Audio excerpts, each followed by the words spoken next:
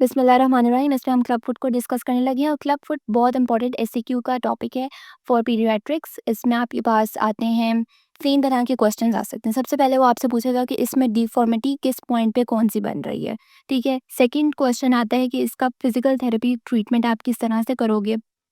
Then we have question कि पॉन्सिटी casting क्या होती है और उसके कितने फेजेस होते हैं, उसे आप कैसे कर रहे होते हो। सो ये 3 एससीक्यूज हैं बस इसमें से। सबसे पहले हम मेडिकल टर्म्स में देखें तो क्लब फुट को we are saying congenital talipes equinovarus. Congenital का मतलब है कि पैदाइशी तौर पे ये डिफॉर्मिटीज बच्चे में प्रेजेंट थी।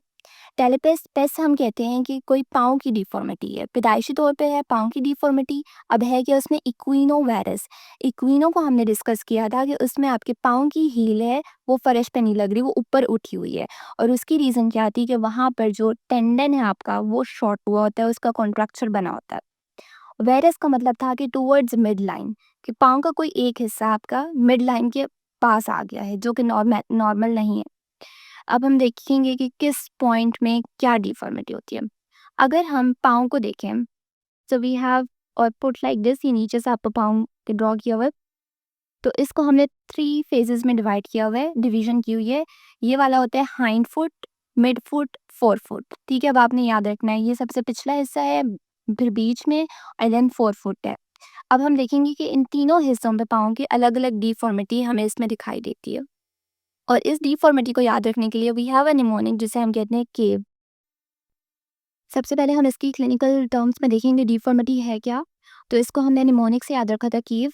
अब सी फॉर केवस आपने याद रखना है। केवस का मतलब होता है कि जो मीडियल लॉन्गिट्यूडनल आर्च है ना, नॉर्मल अगर वो आपकी आर्च है इस तरह से इतनी बन रही है, समझो कि आपका पाँव है मीडियल साइड से इतनी है, तो इस डिफॉर्मिटी में क्या होता है कि मिड फुट के पॉइंट पर ना वो आर्च आपकी इलोंगेट हुई होती है, यूँ ऊपर चली जाती है, ठीक है। नॉर्मल ये थी लेकिन इस डिफॉर्मिटी में वो यूं केव की तरह, देखो ये केव एक बन गई है नीचे, तो इसको हम कहते हैं केवस डिफॉर्मिटी।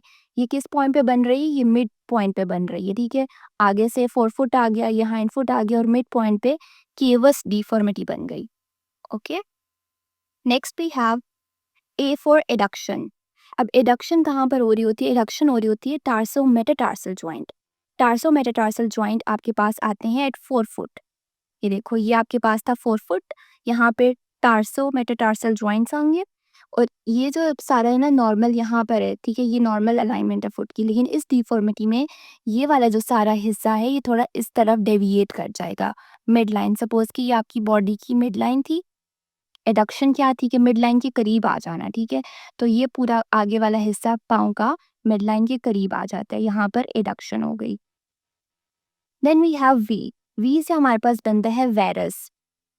वेरस में क्या हो रहा होता है कि हमने पढ़ा था, वेरस में भी आपका पाँव मुड़ जाता है towards the mid line of the body, ठीक है। लेकिन किस पॉइंट पे मुड़ रहा है, एट द टेलोनेविक्युलर जॉइंट, जो कि आपका हाइंड फुट बनता है।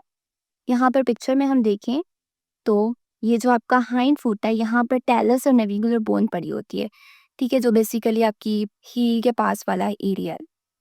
तो वो भी वेरस डिफॉर्मिटी की तरफ जाता है और यूं पूरा वो मुड़ जाता है मिड लाइन की तरफ, ठीक है। यहाँ पर क्या होती, केवस डिफॉर्मिटी बन गई थी। केवस में बेसिकली ये जो आर्च थी वो ऊपर की तरफ चली जाती है इस तरह से, अगर हम साइड से देखते हैं।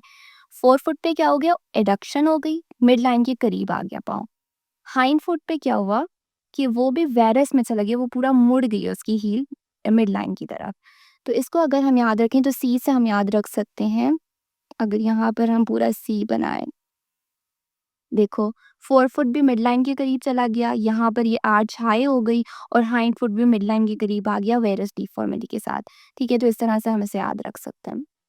लेकिन ये तो आपके पाँव का सारा हो गया। उसके बाद एंकल जॉइंट पे भी डिफॉर्मिटी इसमें बन रही होती है, जिसको हम इक्विनस डिफॉर्मिटी कहते हैं। बेसिकली वो प्लांटर फ्लेक्शन थी, ठीक है। आई डोंट थिंक इसको एक्सप्लेन करना चाहिए, ईपी में बहुत अच्छे से मैंने इक्विनस डिफॉर्मिटी को एक्सप्लेन कर दिया था। अब हम अपने दूसरे इंपॉर्टेंट एसक्यू की तरफ आते हैं कि फिजिकल थेरेपी ट्रीटमेंट हम इस बच्चे को कैसे देंगे। हमने जैसा कि कहा कि कंजेनिटल डिसऑर्डर है, कंजेनिटल डिफॉर्मिटी है बेसिकली, जिसमें बच्चे को पैदाइश से ही ये डिफॉर्मिटी उसकी बोन्स की है या सॉफ्ट टिश्यू का मसला है हो रहा है और कोई कॉज नहीं पता कि हमें क्यों ये डिफॉर्मिटी डेवलप हो गई है उसमें। अब हमने जो अपना पूरा ट्रीटमेंट देखना है, बच्चे की एज देखते हुए देखना है कि बच्चा हमारे पास जो ट्रीटमेंट लेने की स्टेज में है, अगर तो बच्चा 1 साल से छोटा है, तब वो आता है अपना क्लब फुट का ट्रीटमेंट लेने, तो हमने सबसे पहले उसको एक्सरसाइज़ेज़ करवानी है, हमने उसको रेंज ऑफ मोशन उसकी मेंटेन करनी है, स्ट्रेचिंग करवाएँगे जो उसके शॉर्टेंड टिश्यूज़ हैं उनकी, उसकी एंकल और फुट एक्सरसाइज़ेज़, थेरेप्यूटिक एक्सरसाइज़ेज़ देते हैं। और ये जो बेसिकली पहली 4 आपके पास ट्रीटमेंट मेथड्स हैं ना, उसमें हम फ़ोकस कर रहे होते हैं कि उसकी पाँव जो है वो डॉर्सिफ्लेक्शन और ईवर्जन की तरफ जाए, जो कि ऑपोज़िट मूवमेंट्स हैं उसकी डिफ़ॉर्मिटी की, ताकि उसके टिश्यू स्ट्रेच हों और पाँव नॉर्मैलिटी की तरफ आ जाए। ठीक है, फिर 5वें हम उसको पॉन्सेटी कास्टिंग दे सकते हैं। अब पॉन्सेटी जो ट्रीटमेंट है ना, वो बेसिकली फिज़िकल थेरेपी में नहीं आता, लेकिन अगर तो आप उसकी सर्टिफ़ाइड हो उसमें, तो आप उसको दे सकते हो और साथ में इसकी फिज़ियोथेरेपी चल रही होती है। अब इसमें होता क्या है, इसमें 2 फ़ेजेज़ होते हैं। सबसे पहले उसके पाँव को हमने करेक्शन करनी होती है, फिर जो करेक्शन की गई है उसको मेंटेन करना होता है। 3 चीज़ें हो रही हैं इसमें बेसिकली। पहले आपने बच्चा आया, 1 साल से छोटा था बच्चा, ठीक है? तब आपने उसकी जेंटल मैनिपुलेशन स्टार्ट की और मैनिपुलेशन करने के बाद आपने उसको वहाँ पर कास्टिंग कर दी। कास्टिंग क्या होता है, प्लास्टर लगा दिया, ताकि जो आपने उसका मैनिपुलेशन करके सीधा पाँव किया है ना, वो उसमें ही करेक्टेड रहे। और ये हर हफ्ते रिपीट होता है, फिर हर हफ्ते आता है, उसका कास्ट रिमूव किया जाता है, मैनिपुलेशन दोबारा की जाती है, फिर और सीधा पाँव किया जाता है और फिर से कास्ट लगा दिया जाता है।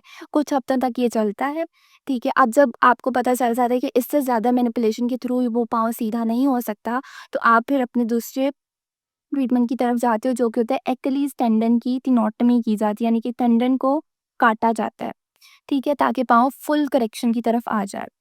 ठीक है, ये दोनों थे करेक्शन फ़ेज़ में, ये दोनों मेथड यूज़ किए जाते हैं। फिर अब एक करेक्शन हो गई जितनी होनी थी, अब आपने उसको मेंटेन रखना है, क्योंकि अब जब उसका कास्ट उतर जाएगा ना पाँव से, तो वो जो चीज़ है ना, वो अपनी दोबारा से रिलैप्स की तरफ जाती है, कि जैसे वो पैदाइश पर था पाँव, दोबारा से वैसे होना शुरू हो जाएगा।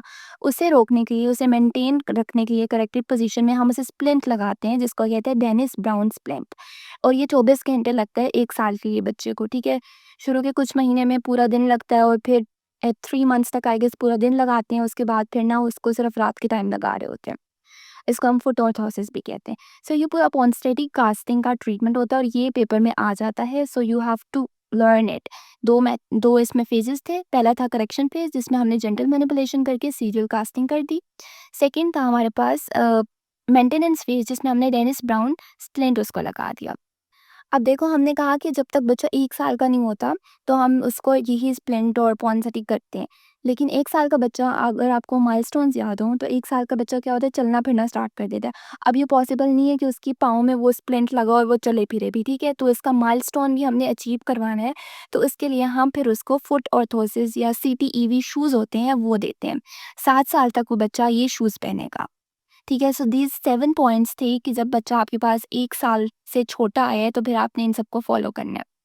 बट अब अगर बच्चा 1 साल के बाद आपके पास आ गया, तो फिर अब उसकी सर्जरी होती है। सर्जरी में 1 से 5 साल का बच्चा आपके पास आया है, तो आप उसे भेज देते हो सॉफ्ट टिश्यू रिलीज़ करवाने के लिए, ठीक है? लेकिन अगर वहाँ पे भी 5 साल से बड़ा बच्चा आ गया, तो फिर अब उसकी सॉफ्ट टिश्यू रिलीज़ करवाने का भी नहीं मसला, अब उसकी हमें बोन्स को सर्जरी करवानी पड़ती है, उसको हम कहते हैं ऑस्टियोटमी करवानी पड़ती है। फिर ये सर्जरी होगी बच्चे की और फिर वो पीटी रिहैब में आता है, जिसमें हम फिर से उसकी स्ट्रेचिंग और maintenance of range of motion और इस तरह की एंकल फुट एक्सरसाइजेस को करवाएँगे, उसको हम शूज़ देंगे पहनने के लिए। तो ये सारा फिज़िकल थेरेपी ट्रीटमेंट था according to the age, and this is all about club foot. इतना सा ही था, बस आपने इसको अच्छे से डिफ़ॉर्मिटी को याद करना है, फिज़िकल थेरेपी ट्रीटमेंट को कैसे याद करना है according to the age of patient, ठीक है? दैट्स इट, एंड पेपर में यही क्वेश्चंस आते हैं इसके।